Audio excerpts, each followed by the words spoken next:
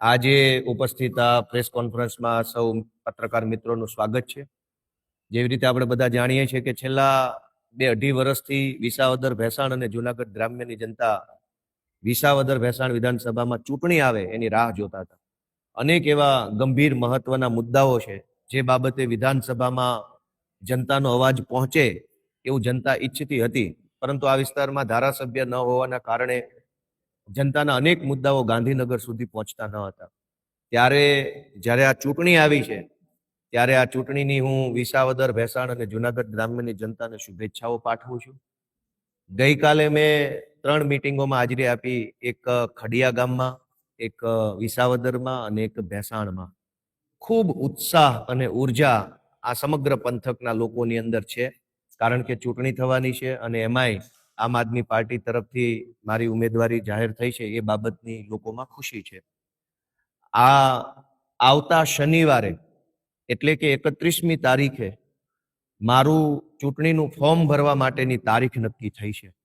સમગ્ર ગુજરાતભરમાંથી આમ આદમી પાર્ટીના કાર્યકર્તાઓ, શુભચિંતકો અને ગુજરાતની અંદરથી તાનાશાહી દૂર થાય, ભ્રષ્ટાચાર દૂર થાય અને એક સારી સરકાર આવે એવી ઈચ્છા રાખવાવાળા સૌ નાગરિકો ખૂબ ઉત્સાહથી આ પ્રક્રિયામાં ભાગ લેવા માંગે છે।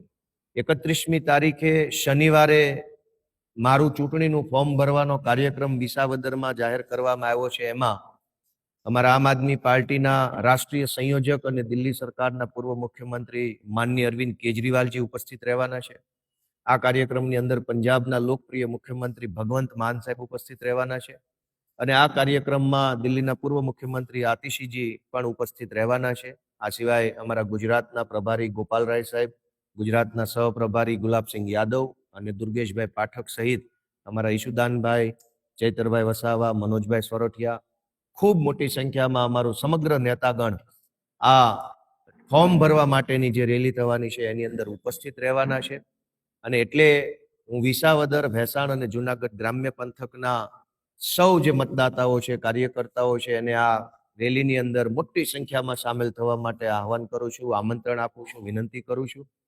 અને ગુજરાતના ઇતિહાસની ઐતિહાસિક ચૂંટણી આ વિસાવદરમાં થવા જઈ રહી છે।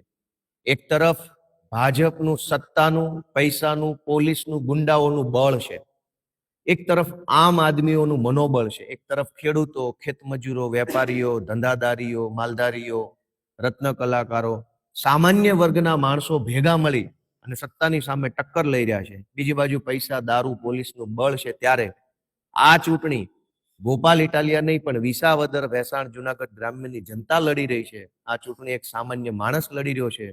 આ ચૂંટણી સત્તાના અહંકારને નાથવા માટે અને સામાન્ય માણસના, ખેડૂતોના, મજૂરોના મુદ્દાઓ વિધાનસભા સુધી પહોંચાડવાની આ ચૂંટણી થવા જઈ રહી છે।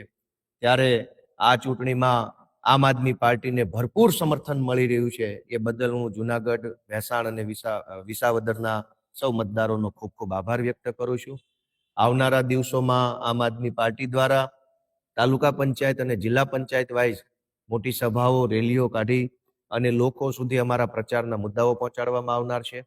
આ સાથે અમારા સમગ્ર નેતાગણ, અમારા પ્રવીણભાઈ રામ, અમારા ચૈતરભાઈ વસાવા, રાજુભાઈ બોરખતરિયા, રાજુભાઈ કરપડા સહિતના તમામ પ્રદેશના મોટા મોટા નેતાઓ પણ આ પ્રચારમાં ઝંપલાવવાના છે। અને આ સમગ્ર ચૂંટણીની અંદર આમ આદમી પાર્ટી પૂરી તાકાતથી, પૂરા દમખમથી ચૂંટણી લડવા જઈ રહી છે।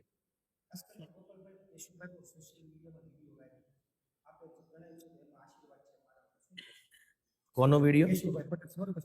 હા, કેશુબાપા પટેલ એ સમગ્ર ગુજરાતનું એક ઘરેણું કહી શકાય એવા કિસાનોના મસીહા નેતા જે છે, એને વિસાવદરના લોકોએ પ્રેમ આપેલો છે, લાગણી આપી અને મુખ્યમંત્રી બનાવ્યા।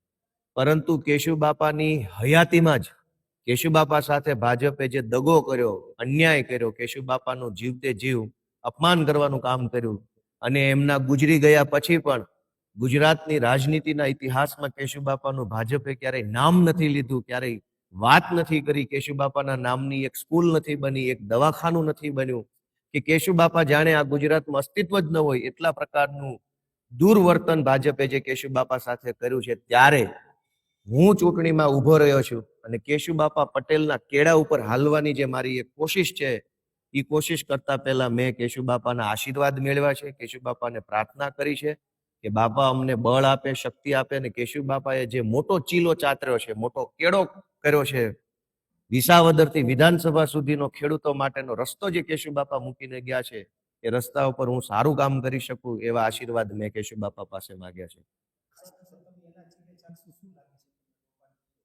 ગુજરાતમાં સૌ પાર્ટીએ, સૌ નેતાઓએ હંમેશા ખેડૂતોના, ખેત મજૂરોના, ગુજરાતના ગામડામાં વસતા ગુજરાતના મહેનતકશ માણસોના ચીલે જ હાલવું જોઈએ. આપણા સૌનું દુર્ભાગ્ય એ છે કે ભાજપની સરકાર રૂપિયાવાળાના રવાડે ચડી ગઈ છે. પૈસાવાળા અને માથાભારે માણસોના રવાડે ચડ્યા છે, એટલે એને ગુજરાતના ખેડૂતો અને સામાન્ય માણસો, માલધારીઓ, પશુપાલકો, રત્ન કલાકારોનું દુઃખ દેખાતું નથી. મને એ વાતની ખુશી છે કે હું અને અમારી આખી પાર્ટી એ નાના માણસોના માર્ગે હાલે છે, કેશુબાપાના માર્ગે હાલે છે, ખેડૂતોના માર્ગે હાલે છે. એટલે અમને ખેડૂતોના ભરપૂર આશીર્વાદ અત્યારથી મળી રહ્યા છે, એ વાતનું મને ગૌરવ છે.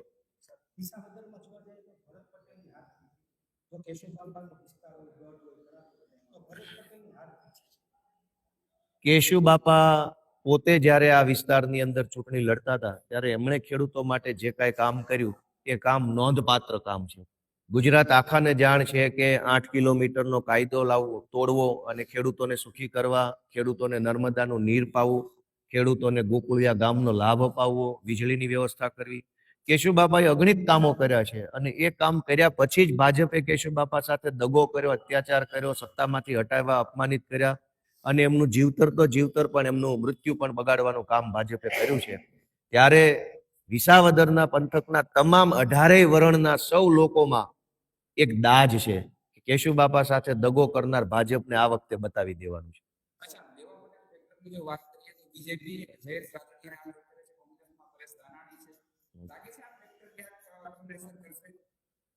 હોદ્દા આપી દેવાથી અમિત શાહ ને પ્રભારી બનાવી દે, વાણિયા ફેક્ટર ચાલુ થઈ જાય, એવું થોડું હોય. પાર્ટીના હોદ્દા આપવાની પોતાની એક પ્રથા છે. એ હોદ્દો પાર્ટી, એ વ્યક્તિની શું ઉપયોગિતા છે પોતાની પાર્ટીમાં, એ માણસ પાસેથી પાર્ટી શું કામ લેવા માંગે છે, એના આધારે હોદ્દો હોય છે. હોદ્દા આધારે કઈ ફેક્ટર કામ કરતું નથી. વિસાવદરનું એક જ ફેક્ટર છે, ખેતી ફેક્ટર. ખેતી, ખેતમજૂરી, ખેડૂત અને ખેતી સાથે સંકળાયેલી તમામ બાબતો છે, એ જ આ વિધાનસભાની ચૂંટણીનું મુખ્ય ફેક્ટર છે. આ સિવાય કોઈ પણ માણસને કોઈ પણ હોદ્દો આપવામાં આવે એનાથી ખેતીનું ફેક્ટર બદલાવાનું નથી. મુખ્ય ફેક્ટર ખેતી છે.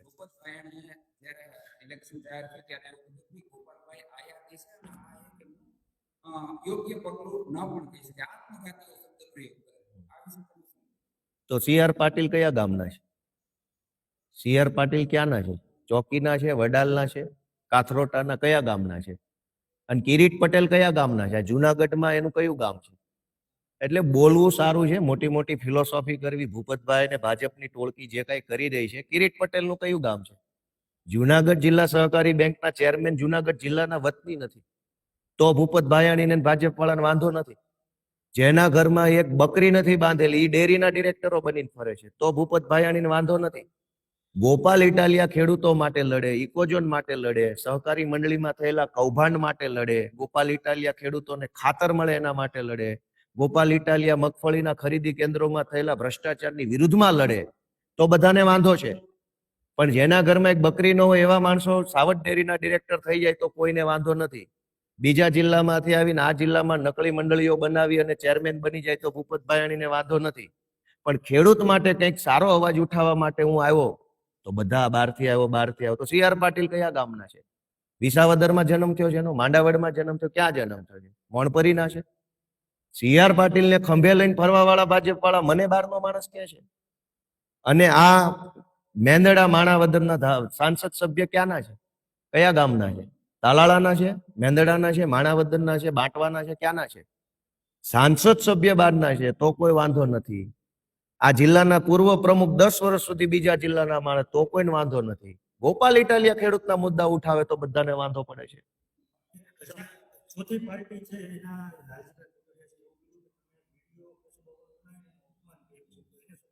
કાંઈ કેવું નથી એમાં, કાંઈ નથી કેવું.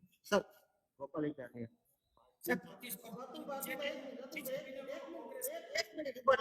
હા, કાંઈ તમે બોલો.